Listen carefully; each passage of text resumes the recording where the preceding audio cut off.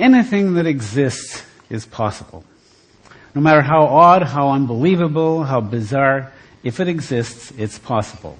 Kenneth Boulding said that, and that's true. And that's the importance of Bhutan.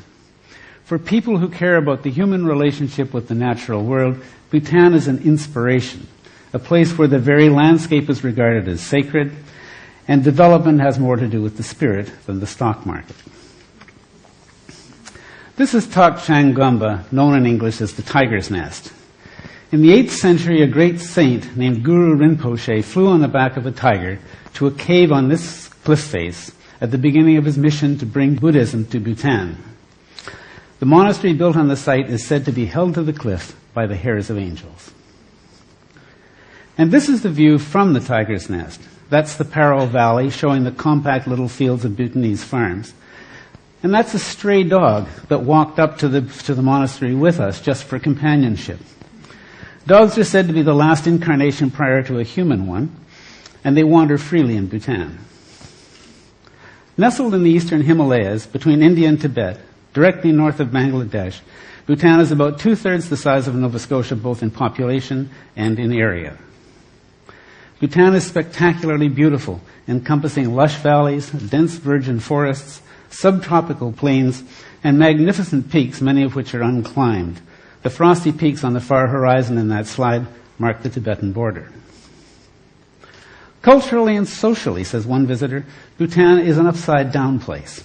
Here the number 13 is considered lucky. Children greet you with bye-bye, and the king wants to abolish himself. He did, too. The city of Thimphu is the only capital city in the world without a single traffic light. Here marijuana is fed to the pigs. It gives them the munchies, and they fatten.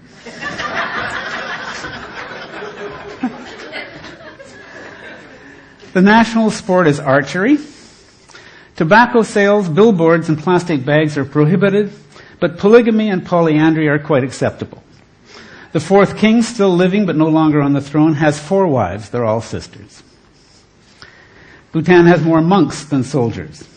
Most of its liquor, including Red Panda beer and Dragon rum, is produced by the army. You can mail a letter using a postage stamp bearing your own photo. And the most popular good luck charm is a mural or a carving of a penis, erect. The Bhutanese have also turned economics upside down. The gross national product, said the 4th king, the one who abolished himself, is not as important as the gross national happiness. The Bhutanese are absolutely serious about pursuing gross national happiness as opposed to gross national product. After all, what is the purpose of the economy if not to produce happiness? Something's going right. In 2006, Bhutan was rated by Business Week magazine as the happiest country in Asia. Bhutan is striving for a unique marriage of its ancient culture with a sustainable post-industrial future. Until the 1960s, the country was literally feudal, an absolute monarchy without schools, hospitals, or highways. This is the Dzong at Trong Sa, a combination of monastery, fortress, and administrative center. Until the 1960s, all of Bhutan's east-west trade went through this building. The main east-west highway is still pretty scary. Those are wandering yaks. In the 1960s, Bhutan had no telephones, no postal service, and no national currency. It was the last country in the world to get television in 1999. 50 years ago, the lives of the Bhutanese were probably very much like the lives of pre-industrial peoples anywhere. People lived in farmhouses like this one. Life was very local, mainly agricultural, focused on village and family, deeply religious with a powerful connection to the countryside. This woman is holding prayer beads, a Buddhist counterpart to the Catholic rosary. This traditional religious culture is visibly the bedrock of Bhutanese life. Prayer flags are everywhere, sending prayers to heaven every time they flap. Prayer wheels like these send prayers whenever they spin, and chortens or shrines dot the countryside. Bhutan has been governed for the past century by a dynasty of 5 kings who seem to have ruled with remarkable fairness and wisdom and with a powerful dedication to their people. They are venerated in Bhutan. Their pictures are everywhere. This picture hangs in the country's only airport. Here's a story that helps explain that devotion. In 2003, the fourth king faced a terrible dilemma.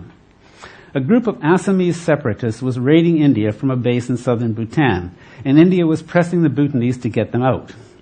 The possibility was that if Bhutan did not put them out, the Indian army might come in and do so with disastrous possibilities for Bhutan's independence.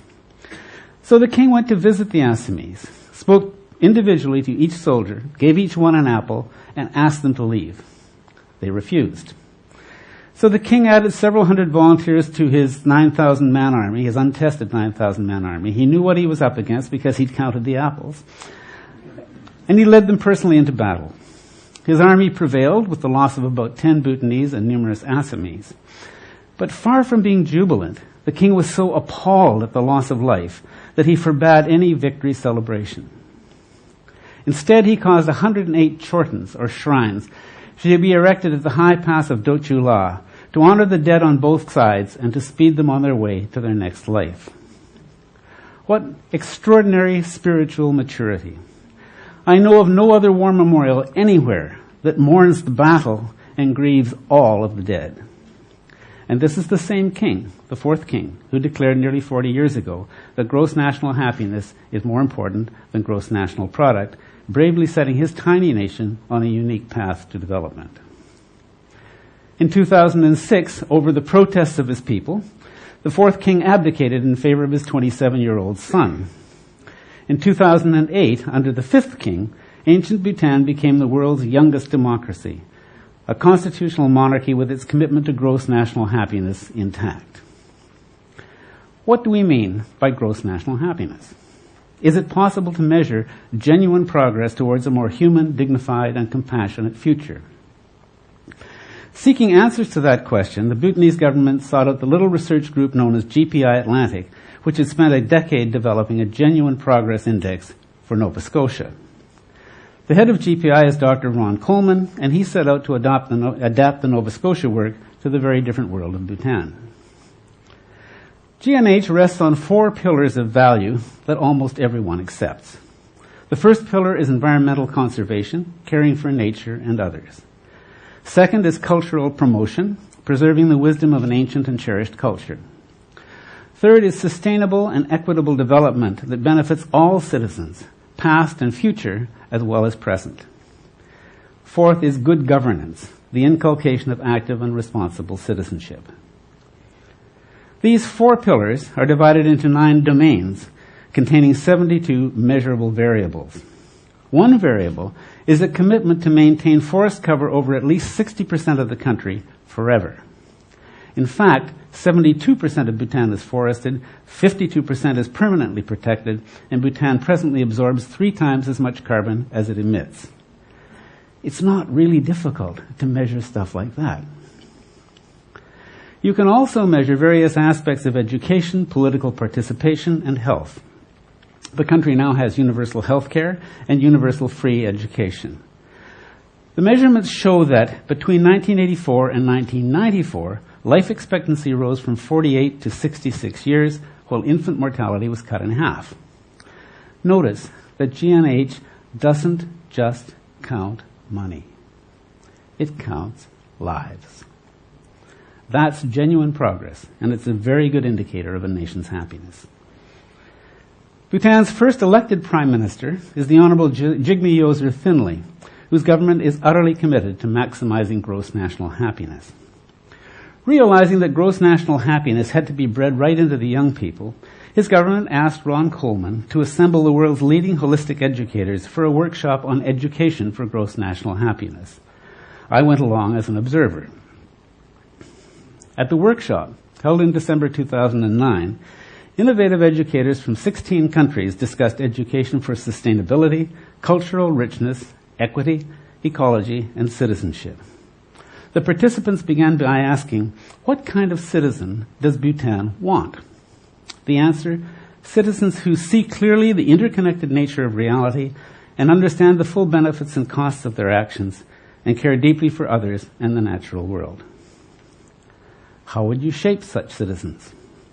The workshop called for an education dedicated to deep critical and creative thinking, ecological literacy, practice of the country's profound ancient wisdom and culture, a holistic understanding of the world, genuine care for nature and for others, competency to deal effectively with the modern world, preparation for right livelihood, and informed civic engagement.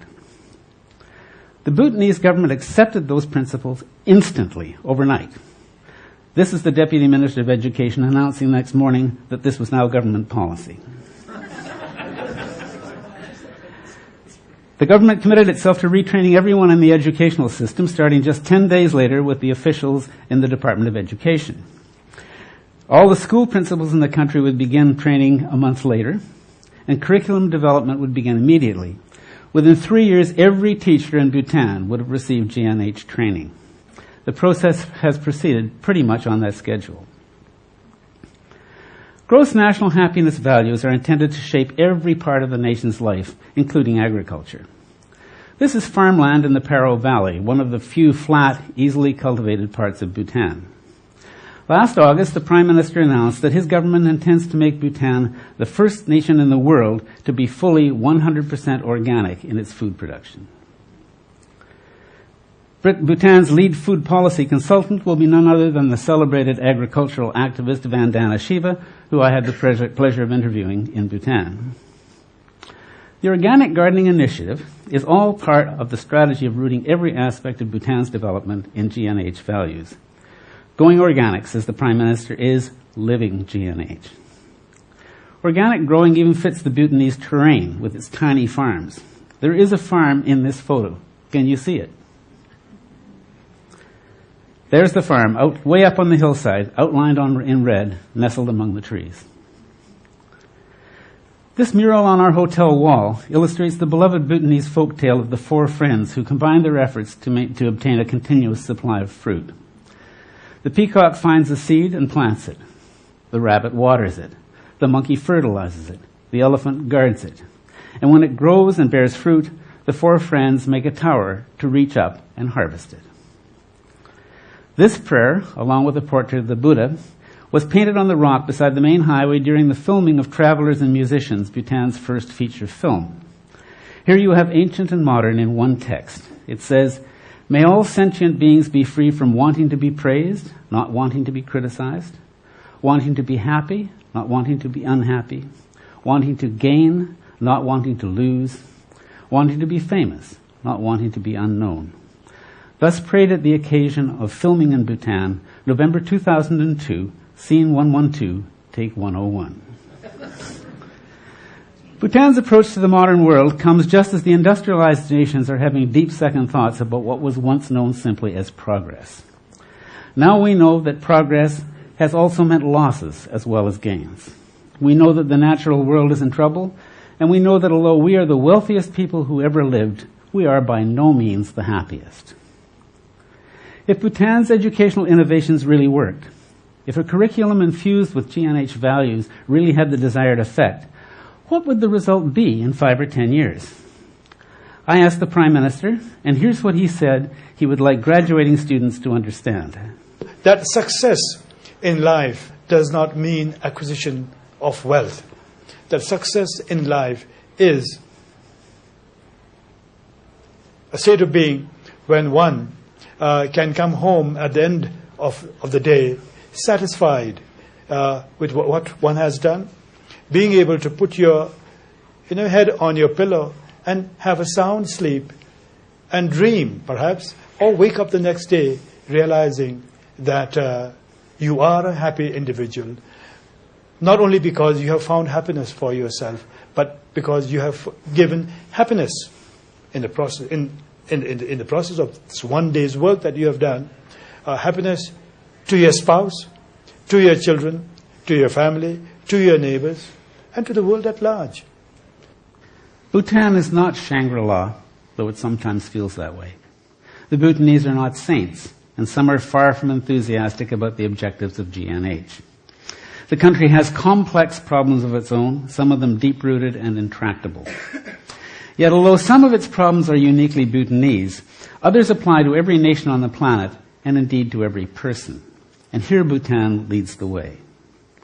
How do we live mindfully and sustainably and indeed reverently on this fierce and beautiful planet. Dream big. Evolution is not finished. James Lovelock is the British scientist who articulated the Gaia theory, the idea that the whole Earth behaves as a single living organism. Our intelligence, if it could be integrated as part of the whole planetary system, would make our planet the first intelligent planet in the galaxy, perhaps. That would be a wonderful future for humans. Anything that exists is possible. Prime ministers like that do exist, so it's possible to have one. A development policy centered on respect for the environment does exist, so that's not impossible either. There is a government that regards the intellectual, social, and spiritual development of its people as its primary objective, rather than the pillaging of the earth. So that's possible too. I hear the lesson for us in the voice of the great Mi'kmaq fiddler Lee Cremo. One time when he was a boy, Lee and his father were listening to one of Cape Breton's great fiddlers, and Lee turned to his father and said, "You think I could learn to play like that?" "Well," said Simon, "you got 2 hands, 10 fingers, same as him. So if he can do it, why can't you do it?" Using tools developed in Nova Scotia, the Bhutanese propose to be grossly happy. If they can do it, why can't we do it too?